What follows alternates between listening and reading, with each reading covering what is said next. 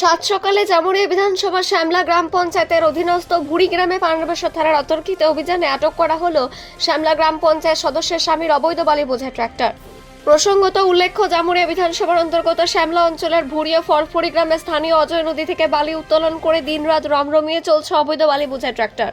বহুবার প্রশাসনের হাতে বালি বোঝায় গাড়ি আটক হওয়ার পরেও দৌরাত্ম্য কমেনি ভুড়িয়া ফরফরি গ্রামের চুনোপুটি বালি মাফিয়াদের। প্রশাসনকে বুড়ো আঙ্গুল দেখিয়ে রাত বিরেতে অবাধে এই বালি গাড়িগুলি চলছিল, কিন্তু হঠাৎই রবিবার ৭ সকালে পান্ডবেশ্বর থানার পুলিশ বাহিনী ভুড়ি গ্রামে পৌঁছে অবৈধ বালি বোঝায় একটি ট্রাক্টর আটক করে। স্থানীয় সূত্রে জানা যায়, আটক করা অবৈধ বালি বোঝা ট্রাক্টরটি তৃণমূল পঞ্চায়েত সদস্যের স্বামী সঞ্জয় গোড়াই ওরফে লালু। সূত্রের খবর, বর্তমানে ঘটনাস্থল থেকে পুলিশ বালিগাড়ি আটক করে পান্ডবেশ্বর থানায় নিয়ে যায়। তবে ঘটনাস্থলের সংবাদ মাধ্যমের প্রতিনিধি পৌঁছালায় বিভিন্নভাবে হুমকি, এমনকি আগামী দিনে দেখে নেওয়া হবে এমনও হুমকি দেওয়া হয়।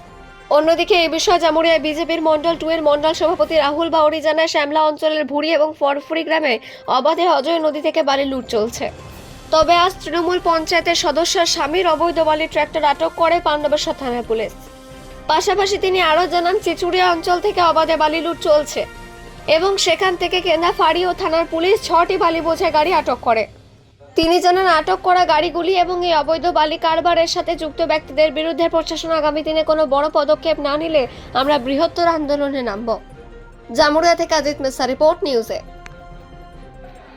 আমরা এখনই জানতে পারি যে ভুড়ি ফরফুরি ঘাটে শ্যামলা অঞ্চল, সেখানে অবৈধ বালি কারবার চলছিল এবং আজ সকালে যে পান্ডবেশ্বর থানা আছে অভিযান চালায় এবং ওই অভিযানে এই শ্যামলা অঞ্চলের যে তৃণমূল সদস্যের স্বামী তার গাড়ি ধরা পড়ে এবং আমরা জানতে পারি যে এইভাবে একই রকমের বালি চলছে চিচুড়ে অঞ্চল এবং চিচুড়ে অঞ্চলে কেন্দাফাড়ি 6টি গাড়ি ধরেছে এবং যদি এই গাড়িগুলোর ব্যবস্থা যদি না গ্রহণ করে প্রশাসন, তো আমরা আগামী দিন বৃহত্তর আন্দোলনে নামতে বাধ্য হব এবং এই যে দোষী যারা অবৈধ বালি কারবারের সঙ্গে যুক্ত, আমরা চাইব যে যেন প্রশাসন তাদেরকে আইনতভাবে কঠোরতম সাজা গ্রহণ করা হয় তাদের উপর।